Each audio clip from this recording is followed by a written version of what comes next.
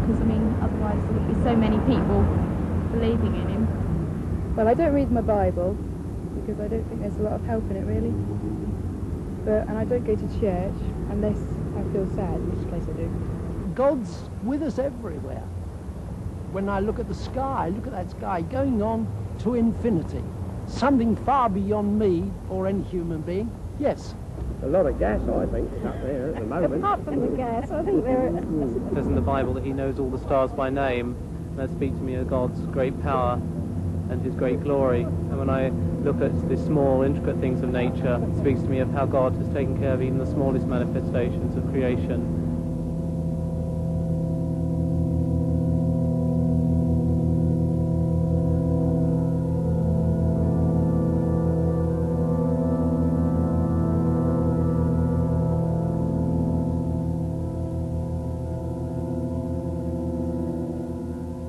Good evening.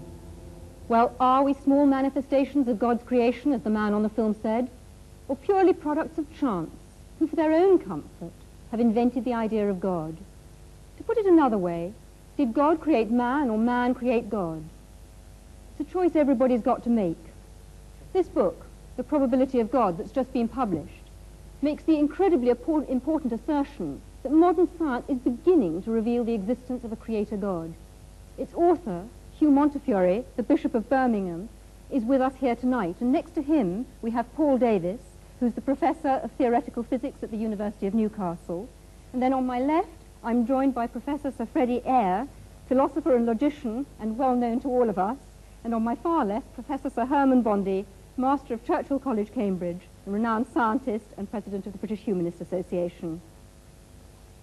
We have with us as well a very distinguished audience, and we shall doubtless be hearing from them later on in the programme. But is a discussion on the nature and existence of God relevant today? We've already heard some of your comments, which we recorded when we took a stroll outside St. Paul's Cathedral. To our surprise, we found most people rather interested in the idea of God. What's your God like? Someone I can talk to when I'm feeling on my own, I suppose. The way he's normally portrayed is as an individual, something in man's own image, and I don't believe that at all. I think he's got a lot of value for a lot of people, especially for lonely people and old people, probably. And for you too? He's my sort of reserve when I'm on my own. He's big, he's got a beard and long hair. Black long hair, yeah, black beard. I don't think he is like a person, but he's just a voice. I think he's great and he just helps you. And then in the night, sometimes in the dark you feel so scared, but then when you think of God, you don't feel scared anymore. He's tall with a beard and he's just a great man. So he looks a bit like you in some ways. I do believe there is something that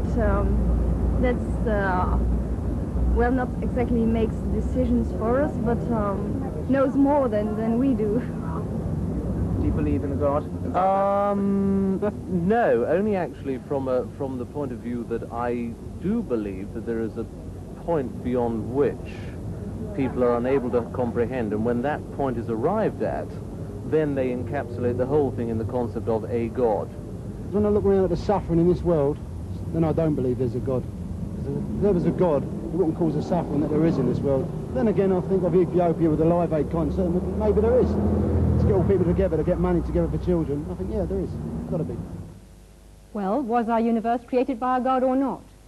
Hugh Montefiore's book says yes, and takes a fresh look at natural theology, which, as far as I understand it, is the argument that says that you can perceive the existence of God directly from the evidence of nature, and that, of course, includes scientific evidence.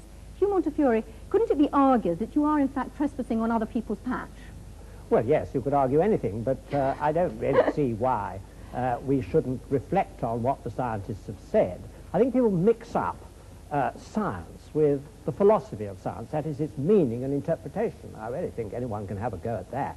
I certainly have, and will continue to do so. I don't want to prove from the natural sciences that God exists. That I don't think can be done. But I do think we can now see that there's a high probability that this world is not a random occurrence. And that seems to me to say a very great deal. Right. Herman Bondi, what do you actually feel about that? Because do you feel in any sense it's a misuse of science? No, I wouldn't call it a misuse, and I was very much impressed by the book for its erudition and for its honesty. But I do think that the argument of this very good book leaves me stone cold. Not because I'm short of awe, not because I'm short of wonder. I feel our universe is wonderful and something to be awestruck by. What worries me is that this book will be taken by many people to prove Christianity, or at least to make it probable, or to prove or to make probable some other religion in which there is a revelation which makes people say, I know God's will. And that, to me, is a great source of evil. No, well, I must come back here and say that all that you can do through natural theology is show the hunger in men and women's hearts for God's personal self-disclosure, which I believe that he has given us. And although terrible things have been done in the name of religion, I will agree with you, I also think that the most wonderful things have been done, and I'm always interested that people like you only mention the terrible things. Not only. Right. Earlier on, Paul Davis, I described you as Hugh Montefiore's scientific champion, and presumably you've got a considerable amount of sympathy with Hugh. Would you like to explain that a bit further? Yes, perhaps I could summarize my own position before I begin. Absolutely. As being perhaps best described as an awestruck agnostic, which is to say that through my scientific investigations, I have become more and more impressed with the incredibly, stupendously intricate nature of the cosmos as we come to understand the universe in greater and greater detail. So it seems more and more remarkable that things have been arranged such that, in its broadest sense, the universe is self-aware.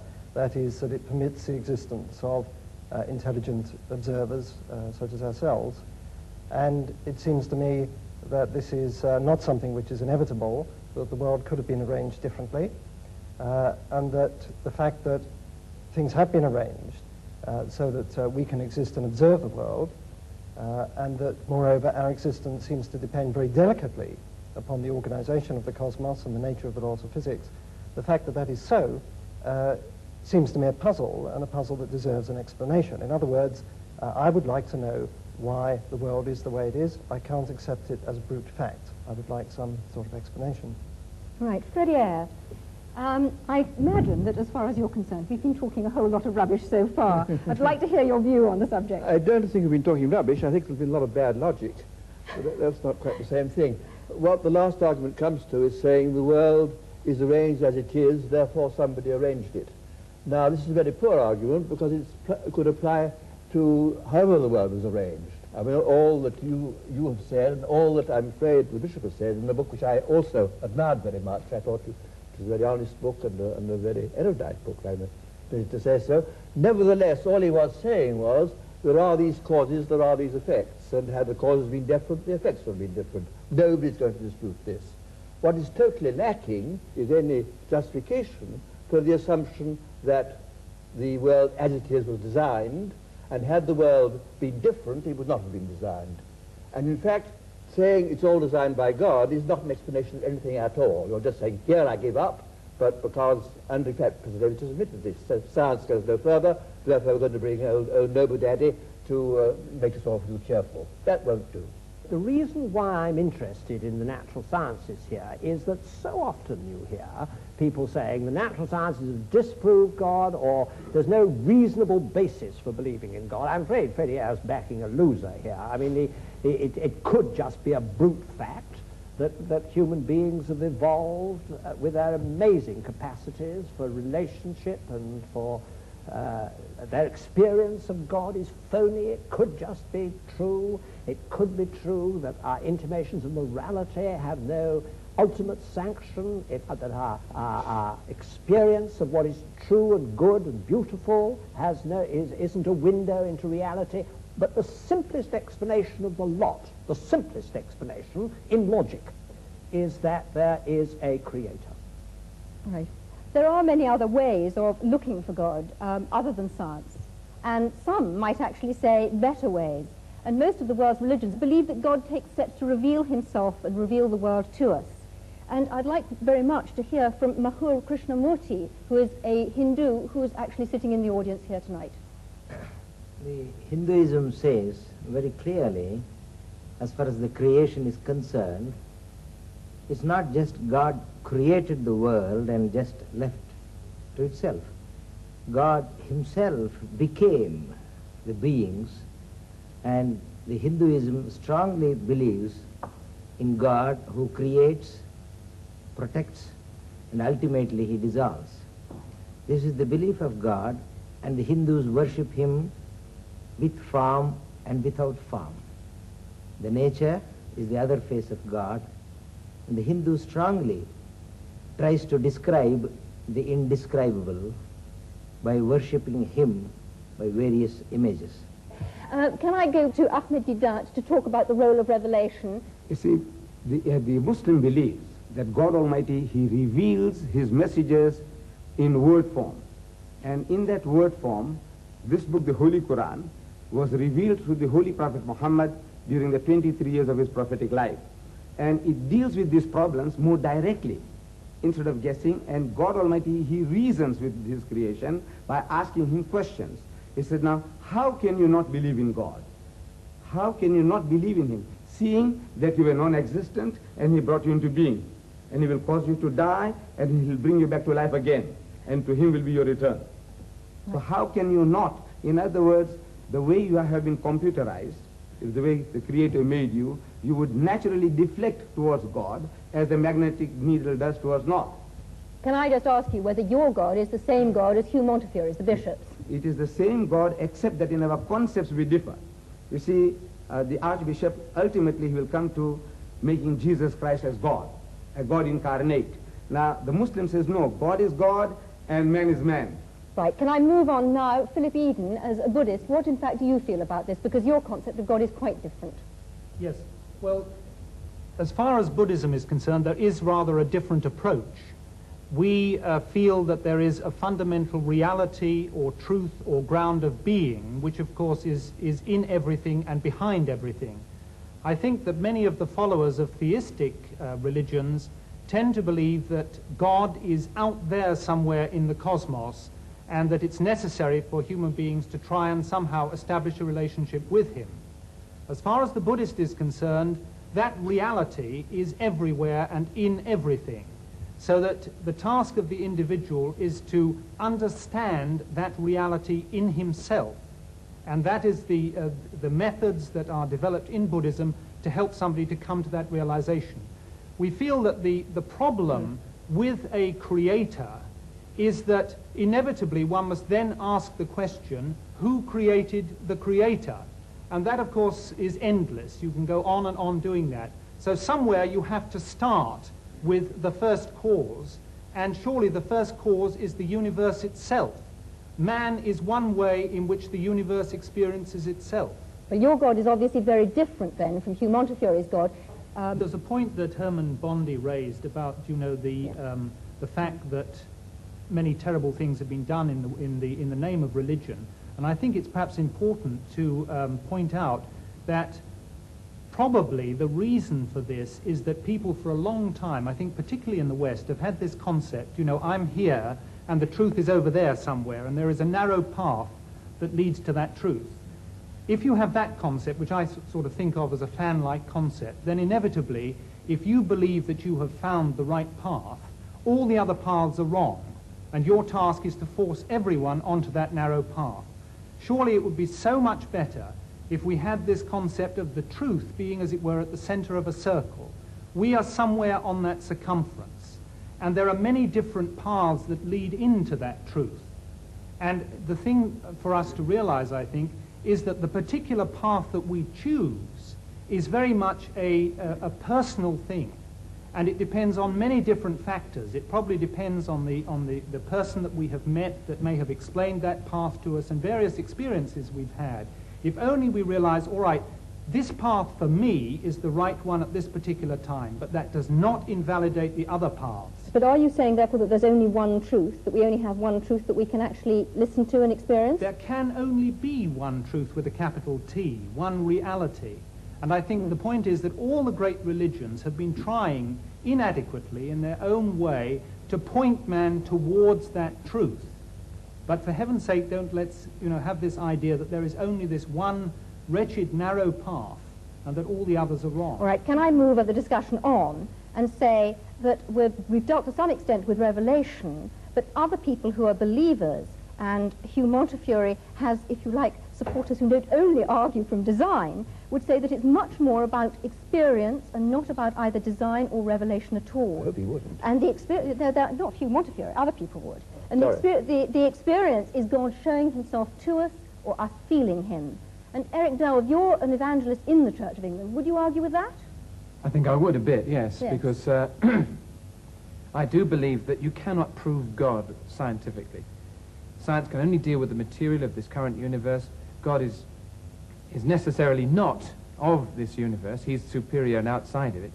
So consequently, you can't prove him scientifically or disprove him. But of course you want to go much further than that. If there's a God who made me, I want to know who he is. I want to know what he's like. And of course we Christians believe that he's actually done that, said it for us in the person of Christ. And we also believe that he's alive today and we can know him. So that's what we're here to say. And that anybody can actually say, go beyond just the evidence, whether it's for or against, and say, God, if you're really there, I want to know you because I'm prepared to know the truth, whatever it costs me. Right, Hugh Montefiore. I do actually think that religious experience is a very important pointer. And in my book, I say it's the convergence of, as I see it, science showing us we're not just random products, probably not just random products, and conscience, and experience. I mean, why is it that between 30 and 60% of people, even in this secular country, lay claim to some form of religious experience? Pretty out. And one point I'm continually making is that the postulation of God explains nothing whatsoever, because it is consistent with anything that happens. And of course it's consistent with people having religious experience, I mean, or not having it, or because it's consistent with people who say consciousness is implanted. I mean, equally well you can say that sadism is implanted. I mean, whatever is, but you've got to explain in some way that it would have been otherwise if there had not been a creator. And this is what is totally missing, any kind of rational argument. Right. I actually wanted to bring up just something of the evidence that is within human experience of just the sheer business of significance. When I say to my wife, I love you, I mean something. I do not mean I, an accidental conglomeration of molecules from some antediluvian swamp, happen to feel a totally accidental attraction towards you, another totally accidental conglomeration, etc. I mean I love you. And if you say to me, but you're just an accident happening to another accident, something inside me says, that's not right. Now, that's not good scientific evidence, but it's human evidence. And I don't honestly think you can ignore it. It's part of humanity. And in the end, what it means is, I mean something because there is a meaning, and there's a meaner. I must protest against the previous speaker's grotesque misuse of the word accident. I have a wife too, and I love her very much. When I say that I love her, I don't think accident. I don't believe that she came into the world uncaused any more than that I did, or my love doesn't have a cause, psychological cause. This levity in using these words shocks me. But Freddie, you do think that both you and your wife are the product of an ultimately meaningless process, don't you? If you mean that I don't think that our existence was planned by some supernatural being, yes. No, but meaningless. I do not accept the word meaningless. I do not think that my love for her is meaningless. I think my love for her has a very great deal of meaning. It's very intense. Has meaning for you, and but for no her, ultimate meaning. I don't know what ultimate meaning means here. I'm going to move on because, in fact, we've gone slightly off part of our subject and we haven't looked at other ways of experiencing God. Many people say that there is a different way, a much quieter way of experiencing God. Can we ask Sister Martina Hayden? I mean, I've listened with great interest to the arguments, and I couldn't help looking back over my own life. I mean, I found myself a Catholic, born in Catholic Ireland. I thought there was nothing else in the world. And my journey has been about finding out all the different aspects of the truth. And I went through all the phases of trying to prove the existence of God, from arguments and learning about the first cause, uncaused, and it left me as cold as ice. It just didn't do anything for me as a person. And I think in these last years it has been much more about looking for God within the design of my life, actually seeing design in my life, how somehow I am being led. I mean, even the fact that I join an order which is dedicated to searching for truth is not, to me, an accident. And I hear all the different truths, and I'm really excited about what's happening in science, because I can see that that really is, there's a convergence of truth, and there's so much more humility. I'm not saying I'm humble, as they say, if you say you are, you aren't. But I'm saying that scientists, theologians, people in general are much more humble than they were, say, 20 years ago. I mean, I was locked in combat with Freddie Eyre 20 years ago or so about conscience. I wouldn't argue that way now. I don't want to. Well, I can't match his mind, and I don't think the mind can actually say it all. I find myself going to my heart about religion, and I just discover more evil in myself and more good as I go along. And the revelation of Christ in Christianity helps me there immensely, because I find that Christ didn't talk theological argument or logical argument. He didn't use any of those. He talked about the lilies of the field. He said the kingdom of heaven is like, that's a simile. So for me, God is revealing himself in me, in everybody. You know, I felt really close to the Buddhist gentleman who was speaking over there. I really felt I can relate to that too. I can look into the heart of a rose and it speaks to me. I can also look into the Bible and it speaks to me. Professor Eyre, are you going to say that that's not a valid experience and that that's not a valid argument? I think it's not an argument at all. It is a very moving and personal position, which I think is the last to want to criticize.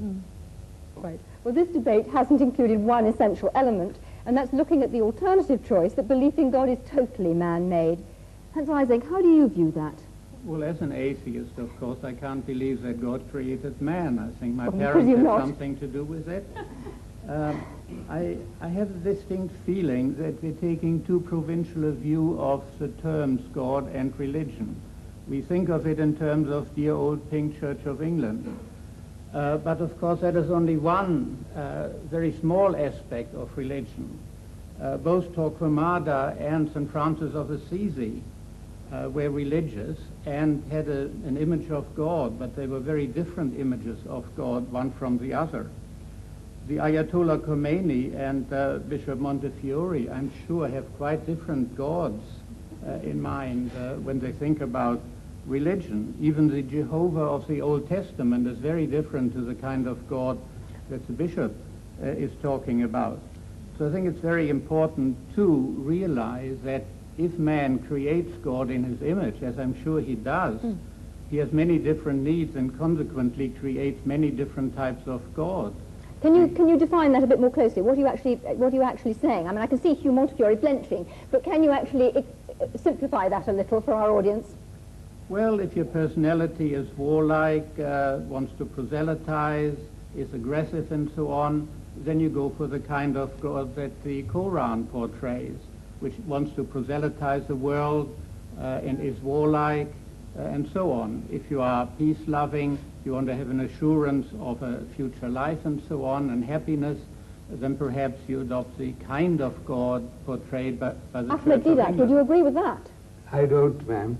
You see, I don't think that our brother has read the Quran. The way it is. You see, there are 99 attributes of God, and out of that, this one that you are talking about is non-existent in this book.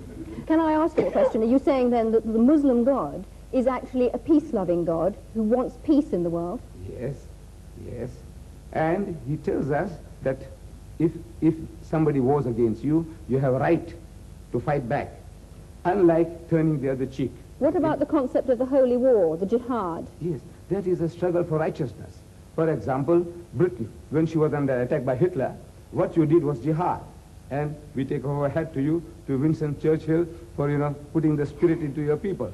Now that is what is a defensive war. And you had to retaliate. Because if you didn't, if you just sat back, keeping Hitler at bay, it wouldn't have served the purpose. You have to attack. And in the state of nature, everyone has a right to do that. So Islam allows us to defend ourselves and to extend our hostilities to a reasonable amount of satisfaction and retaliation. All right, can I come back to Hans Eysenck, and perhaps you'd like to develop it a little further, because we've actually heard an exchange between the two of you, but would you like to come out on a little bit further about perhaps other religions and not only about Islam? Well, it's not so much a particular religion, because within each religion you have all sorts of different gods. As I was trying to say, that of Torquemada and that of Francis of Assisi are all Christian gods. They're entirely different. So man creates God in his own image, even within a given religion, and certainly between different religions. The God he needs will be a different God according to his own personal requirements and to the kind of society in which he lives. Our society is different to that of the time of the Crusades, and consequently we need a different kind of God. Can I ask you then about the role of conscience, and where does conscience come from? Well, psychological experiments on conscience have shown pretty conclusively that you can manipulate it and create it through a process of social learning, Pavlovian conditioning, and so on. It is something that is acquired through social influences, although there is also a strong genetic factor in it. In other words, altruism, the tendency to do good to others, is certainly, to some extent at least, genetically controlled, in the sense that if you look at identical and fraternal twins, there's a much higher correlation within the identical than within the fraternal groups. And the same is true of religion. I think that's a very important point, Professor that religious beliefs are in fact genetically controlled. Professor Eyre, where do you think conscience comes from? I entirely agree with the last speaker. I have no quarrel with that at all. Anybody in the general audience? Yes, in the front row. I'd like to throw out a definition that might be helpful to some people of the difference between religion and Christianity, because there's a distinct difference. Religion is largely man, by his own efforts, some of which have been demonstrated tonight, in terms of mental gymnastics, trying to get to God and looking at the most powerful thing, like the sun, and bowing to that. Christianity is God coming for man. And I was interested in Herman Bondi's remark that he's an anti-revelationist. If there's a God at all, there's no way we can know anything about him by guesswork, only that he should reveal himself to us, which he did in the person of Jesus Christ and became human Okay, but where evidence. does conscience come from? Conscience is given to us by God, and we are in the process of numbing it and pushing it down to suit our own purposes and interests, which is called selfishness. Other people in the audience, where does where does the conscience, where's the idea of conscience come from? Yes. I would say the conscience comes from the human soul. It's the human soul speaking out and crying out for release. Okay, it's not just fear. Do you not think that it's an animal fear, a fear of being found out? Yes, Daniel Rubinstein. I tend to think it's a sort of fear of alienation, really, being cut off from the rest of the community. And I think perhaps that, for instance, that Live Aid event demonstrated a huge sense of community. Everybody wanting to join yes, in. Herman Bondi, would you share that? Well, I certainly feel that we are basically herd animals, and that all herd animals must have feelings like conscience. Hugh Mushfield, what do you feel? Well, I don't think conscience is to be equated with either wish fulfillment or going with the herd, because my conscience often forces me to stand out from the herd. I think it is the God-given means by which I have to act responsibly. And I think that is how it's evolved is something for the I don't understand it in animals. I look to the scientist, I look to the psychiatrist to see how it functions with the ego, the superego. I'm not talking about that. I'm talking about what it actually is. I think it's the God-given faculty by which we can behave responsibly, and it's not to be equated with things like utility or welfare or wish fulfillment or anything like that. I must protest against this assumption certain faculties are God-given as opposed to others. I disagreed, for example, with the musician when he talked about love. Indeed, I mean, love is a human emotion, but there's no particular reason to single that out as pointing to the existence of a supernatural being any more than the other human emotion. I mean, all human emotions are to be accounted for in the same sort of terms, in the kind of terms Professor Ising or one of his colleagues would account for them. And just to single out love is quite arbitrary. I mean, the assumption is that we are naturally egotistic, predatory, and so on, and that only because of some supernatural agency do we behave decently to one another. This is absolutely contrary to the facts. We have, in fact, as even David Hume pointed out, a principle of sympathy, innate principle of sympathy, as well as an innate principle of egoism. And one no more needs a divine explanation than another. William Houghton. Look, let's get this straight. There is no reason on earth why we shouldn't go around acting like perfect pigs to all and sundry. There is no big Monty Python foot poised to come and squash us if we act badly. Yet, a lot of us do act well towards our fellow man. But why should we not? That was just the point that I was making. Because I was just protesting against your assumption that it's somehow natural for us to want to be decent to one another and unnatural to be decent to one another. What possible ground have you for that assumption? In this world today, my experience is that it strikes me that more people are being unreasonable to each other than are being reasonable. Well, in that case, you should be Manichaean and believe in the devil. If you're taking your deity as accounting for human attitudes, that's the way you should go. Well, totally illogical. Professor Eyre, all other species are selfish, basically, aren't they? No. No. By no means. By no means. Go ahead. Herman Bondi. But I wasn't saying that our being herd animals means that everybody has to move with the herd. What I do mean to say that we are not solitary beings. We've got to have the faculty, as other animals live together, to get on in some fashion with each other. Tina Mehta. You just mentioned the devil with great aplomb. But the devil's best trick is to make man believe he does not exist. And I think that's what the problem is, that, we are in a state of chaos suddenly instead of harmony. And it is the state of harmony that we are trying to create in this world, and not distort the minds of children by showing them violence and explaining that violence is necessary to bring about harmony. Mahima Krishnamurti. I agree. Hinduism clearly says, what is God? Answer to our dear friend's question. God is truth, God is love, and God is good. Whatever name you call, it is God. Why allergy to the name God? Love, beauty is God. So you don't actually feel that he's supernatural, so that God is supernatural. Hugh Montefiore, what do you feel about that? Well, I do think that God discloses himself in the smallest particle of matter, and in our human relationships, and in love is to me a window into God.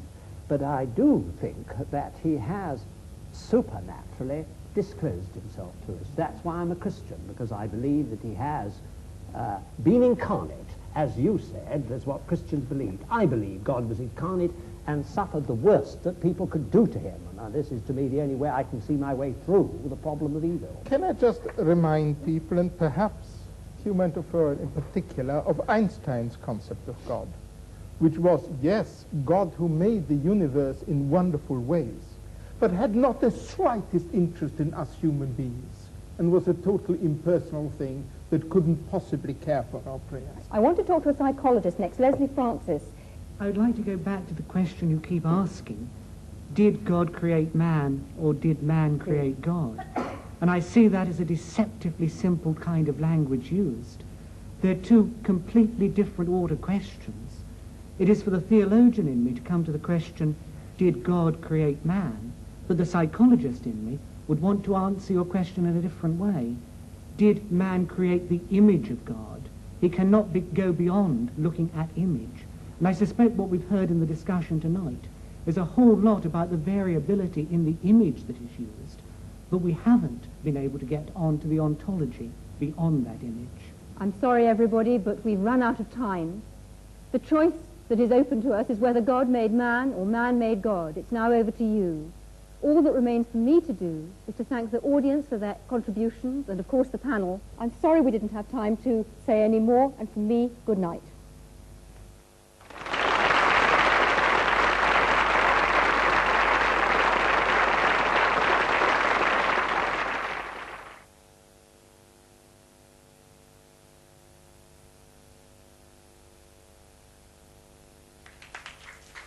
Mr. Chairman, if you would allow me, I would like my brothers and sisters to loosen their limbs. If they stand up and take a deep breath before sitting down again. All of you, please. Please. Take a deep breath or two and loosen your limbs and you can relax.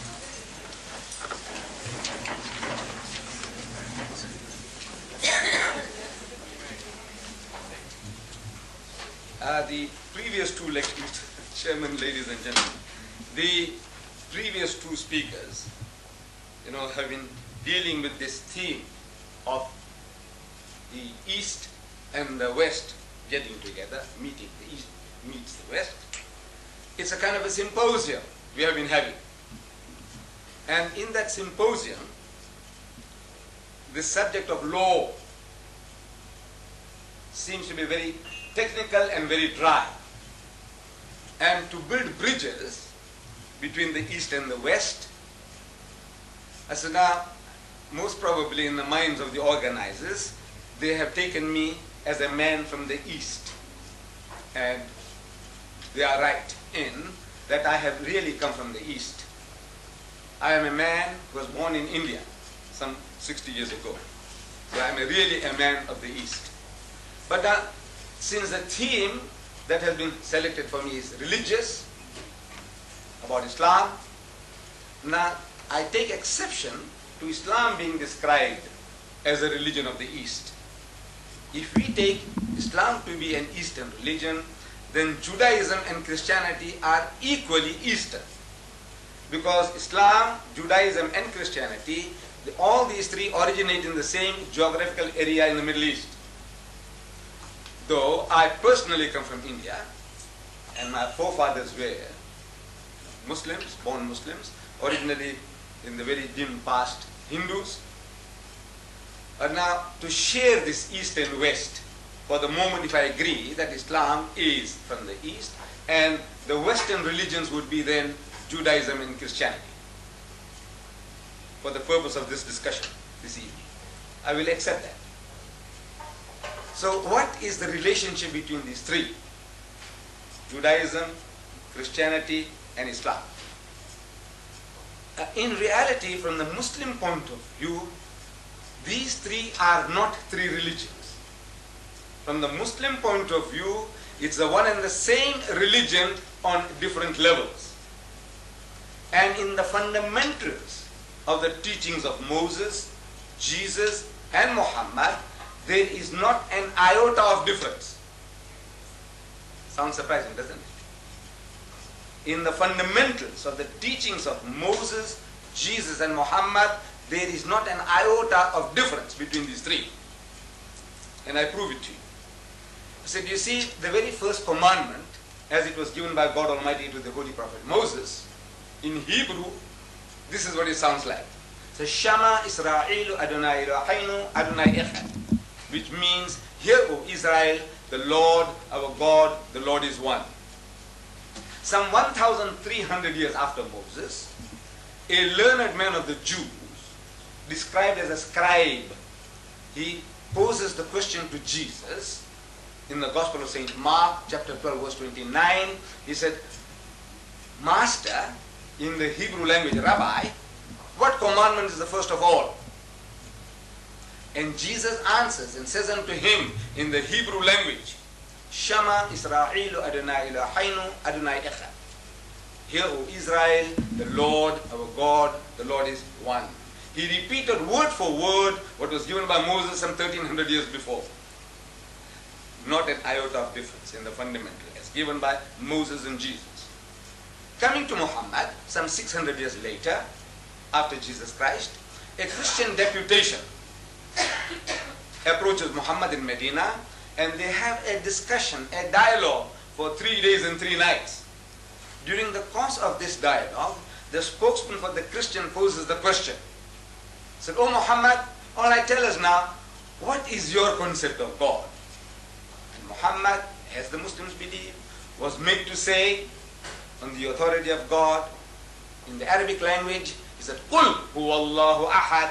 Say, He is God, the one and only. Muhammad said, "Ahad." Jesus said, "Echad." Moses said, "Echad." I'm asking, what is the difference?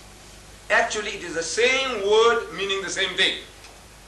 The difference between ahad and echad in Arabic, it was a blackboard here, I would have written it for you. If I wrote ahad, and to make it into echad, I just have to put a dot on the ha. It becomes ha. That's all. It's only the difference of a dot in the calligraphy, in writing. But in the meaning, the sense, 100% the same. So we Muslims, we say that in the fundamentals of the teachings of the prophets, no difference. Then these differences that are there, we say these were out of necessity. See, Islam, we say, is the culmination of the teachings of Moses and Jesus, brought to perfection. The holy prophet Moses, we Muslims, we accept him as our own prophet, as we accept all the Jewish prophets as our prophets. That Moses was catering for the needs of his people. They had just been rescued from the Egyptian bondage. They were traveling in the Sinai Peninsula, oasis to oasis. A nation under those circumstances needed a law that would give them quick justice, an eye for an eye and a tooth for a tooth. There was no time for lengthy litigations. There was no time for putting a man in prison. That antisocial character, the adulterer, kill him, stone him to death, get rid of him. It was more merciful to kill him, stone him, than to leave him in the desert to die of hunger and thirst. And he becomes an object lesson for others. He said, you see, this guy here, according to our system, he could have had 100 wives. Because there was no law. There was no law among the Jews as to the limit of the wives. Solomon, if you read the Holy Bible, we are told, had 1,000 wives and concubines. 700 wives and 300 concubines. Altogether 1,000. There was no law against the number of wives that one could have. So, under those circumstances, if one was not enough, you could have taken another. If two were not enough, you could have taken four. Why did you go and interfere with somebody else's property? Despoiling somebody else's rights? This guy, he deserves death. Stone him to death. And to me, this is the law. Eye for an eye, tooth for a tooth. Eye for an eye. Quick justice. Get moving. There's work to be done. This was the philosophy, the psychology behind the laws that were given. And these laws, we Muslims believe, were given by God Almighty for the needs of the children of Israel. But laws have a tendency to change the characters of people over a period of time. Any law, every law, they change the characters of people. Hitlerite Germany, one of the most cultured nations in Europe, the Germans, supposed to be. That nation incinerated 6 million Jews. All right, some say it's a fifth. All right, if not 6 million, 600,000. If not 6,000. If not 600. I say even that is dramatic enough. Just because they were Jews, if you destroy a people, I say it's dramatic enough, whether they were 600 or 6 million. How could this nation do such a thing like that? The land of Goethe and Beethoven, cultured nation. How can they do that? No, we can all be programmed. You see, under Hitler, they programmed the Germans and said, these are parasites. These people here, the Jews are like this, the Jews are like that. And once you work up a nation on that level, emotionally, and even the good-hearted people, they can see what's going on. But they close their eyes. They say, look, they deserve it. They deserve it. And they allowed 6 million Jews to perish. Laws. In our own country. We are living in this country, everything is based on color. And because everything is based on color, we become color conscious. To such an extent that from my own experience I can tell you that since I'm a talker, I talk religion, I love to talk. And I have been inviting people, the whites, Jews, Christians, of course the blacks as well, Indians, Africans, coloreds. But I'm talking generally about the whites now. I have had hundreds of whites coming to my home. No, I invite them. They enjoy my dinner, they enjoy my food, my curry and rice, my spices. They enjoy it, and they enjoy my talk. Because everything that I'm speaking is from an angle which the man hasn't seen before. So he enjoys my talk and he enjoys my food. But no white man has ever invited me to his home for a cup of tea, yet. And I asked them, they meet me subsequently in the street. Mr. and Mrs. Daniels, Licol Products, I don't know if they still exist in Mobile, Licol Products. He was at my home. Mr. and Mrs. Beer Brothers, the furniture people, they were at my home. Mr. and Mrs. Baynard, Jews, they were at my home, I don't know. But I said, nobody ever invites me to his house for a cup of tea. When I meet them in the street, they meet me and say, now how's the missus? I said, she's very good, she's very well. He said, convey my regards to her, which I do. But nobody says, what about coming home for a cup of tea? So I asked them. I know it's a big joke, you see. I asked them, I says, you people, don't you know how to reciprocate? Don't you reciprocate among your own people? Of course you do. Then how is it that you don't reciprocate with me? I said, I tell you why. You see, at the back of your mind, at the back of your subconscious, you are thinking in terms of color. That if this guy comes along to my elite home in Durban North, or somewhere in Westville, with this funny headgear and this beard, looking for number 10 Downing Street of yours, and I see people are watering the garden and somebody is doing something else, and I come along and see the number, I come and knock at the door, and Mrs. Smith, she opens the door, smiling face, oh, Mr. Deedat, come in. So I go inside there, 5 minutes goes, half an hour goes, and the tongues begin to wag. He said, this woman, Mrs. Smith, doing, said, that coolie has gone inside so long. What's happening? Is she running a shebeen or what? I'm subconscious. And if I was there, and if his brother-in-law comes along, Mr. Smith's brother-in-law comes along, he'll have to apologize for my presence. You know what he's going to do? He said, this is Mr. Deedat. We went to his house and his family, they treated so wonderfully. We had such a lovely meal. All that you have to go out of your way to explain my presence there. If it was another Mr. Brown, he said, this is Mr. Brown. He said, hello. But Mr. Deedat, you have to explain, how does it happen that this fully happens to be here? So you have to explain. So this is at the back of the mind, subconsciously. This fear is there. So now nobody invites me for tea. I know somebody might now. I hope you don't, because I want to still keep on saying nobody has. So we say now that is laws. Laws change the characters of people. So by the time Jesus comes on the scene, the Jews had a law, eye for an eye, tooth for a tooth. So the Jews forgot forgiveness. See, I was trying to chase the birds. Suppose I was there then, in the time of Jesus. I was trying to chase the birds with the old-fashioned sling, the one that David used, with a stone. And that stone damaged your eye. So you go to the judge, he said, look, this guy here damaged my eye, damaged his. I said, look, it was an accident. My brother, I didn't mean it. I was trying to chase the birds from the field. I said, look, forgive me. He said, no, the law says an eye for an eye and a tooth for a tooth. I said, look, I'll compensate you. I'll give you a heifer. I'll give you a goat. Forgive me. He says, no, the law says an eye for an eye and a tooth for a tooth. See, he's going for the letter of the law, he's forgotten the spirit. So Jesus Christ, another spiritual physician among the Jews, he caters for their needs, for the sickness. The man has forgot forgiveness. So now he says, you must forgive and forgive. How many times, Lord? He says 70 times 7. That's in the Bible, in the New Testament. 70 times 7. Calculate 490. 490. Are you going to take them literally? You're going to start counting? You say, look, this is 10 times. Huh? Now you have done 99 times. Huh? And now you have done 200 times. What it means is indefinite. See, turn the other cheek. He said, if somebody says, it has been said by them for all time, an eye for an eye and a tooth for a tooth. But I say unto you, resist not evil. He who strikes you in the right cheek, give him the other. If a man takes away your coat, give him your cloak also. If a fellow makes you to walk 1 mile, walk with him 2. He said, agree with thine adversary quickly while thou art with him on the way, before he takes you before the magistrate and makes you to part with your last farthing. Beautiful remedy for a sickness. But I said, you haven't got that sickness. I was telling the British, I was there in London in July, and I was on BBC. So, somebody started, throwing stones at the Muslims, jihad, jihad war, holy war.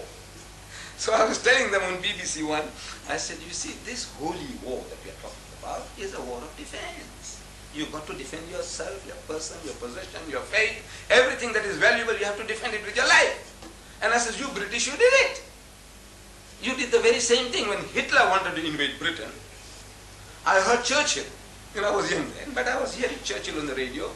He said, we'll fight them on the beaches, we'll fight them in the air, and we'll fight them in the sea, even with broomsticks. He said that. With broomsticks, you prepared to fight.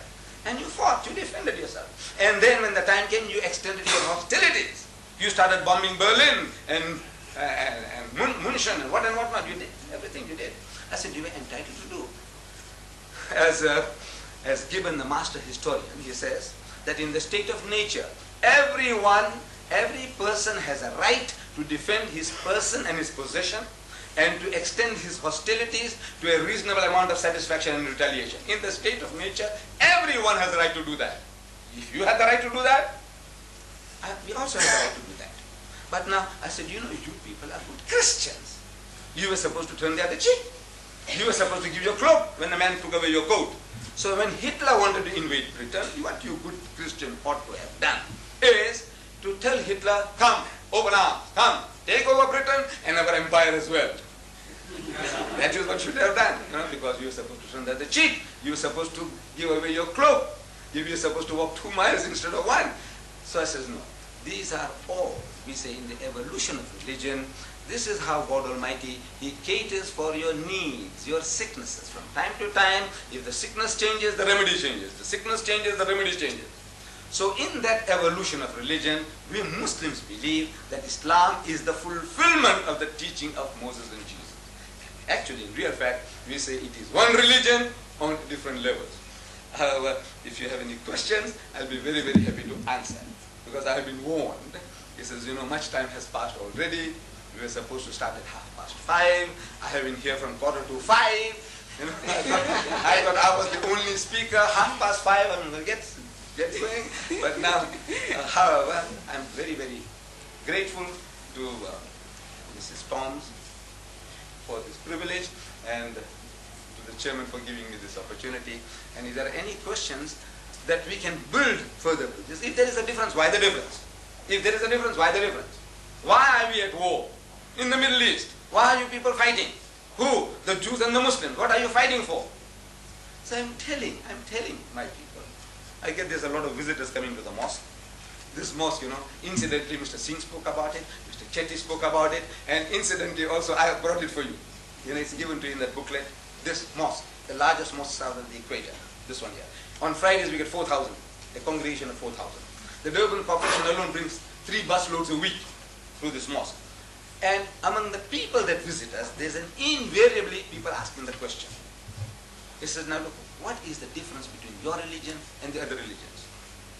So I said, look, most especially with regards to Judaism and Christianity, the Jews and the Christians, we are the closest to the Jew. In our concept of the divinity, we are 100% with the Jew. The Jew says that God Almighty is absolutely unique. He has no partners, He has no sons. God is not seen at any time. No man can see God and live. And we give our hand of acceptance to the Jew that we believe as you believe. The Jew says no eating of the flesh of swine. We say we won't eat it. He says no eating of blood. We say we won't touch it. He says circumcision. We say we all circumcised. What more do you want? we believe in all the Jewish prophets as our prophets and all the heroes as our heroes. I'm not talking about the modern ones. With them we are at war. I'm talking about the prophets and heroes in the Bible. We accept them all. So we are at war. What are we fighting about? I said we are both fighting for a piece of land. My brothers, the Arabs, they say Palestine belongs to them, and my cousin, the Jews, they say Palestine belongs to them. They are both fighting for a piece of land. It is not a racial war, it is not a religious war. The Arab doesn't say kill the Jew because he's a Jew. Jew doesn't say kill the Arab because he's a Muslim. No. He says, now this is my land, says the Arab, you stole it, I want it back. The Jew says, no, I inherited it 4,000 years ago, and that's a battle. It's a political battle. There's nothing to do with the religion. With the Christian, we also claim a unique relationship. Islam is the only non-Christian faith which makes it an article of faith for its followers to believe in Jesus. No Muslim is a Muslim if he does not believe in Jesus. We believe that Jesus was one of the mightiest messengers of God. We believe that He was the Messiah. We believe that He was born miraculously without any male intervention.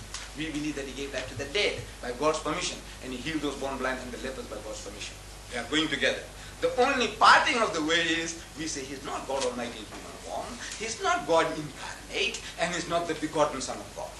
Metaphorically, we are all the children of God, and he would be nearer to being the Son of God than any one of us, because he'll be more faithful to God than any of us can ever be. From that point of view, Jesus Christ is preeminently the Son of God. But our difference is when you say that he is the begotten Son, begotten, not made, so we take exception to that. That is all.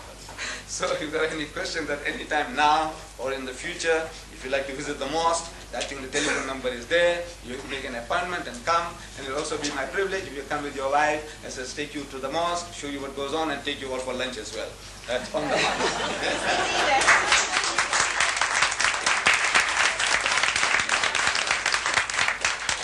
Yes? Right. My hostility is that I invited you to my house Right. to partake of what we're going to have Yes. before I even knew you. Yes, So thank you. eat your words. No. I won't have. You see, you had a motive. What a wonderful I give it. Thank you. To say that, thank you for a most enchanting talk on, not only on the religion of Islam, but on humanity, mankind, and it was most interesting, and I'm sure every one of us had loved you.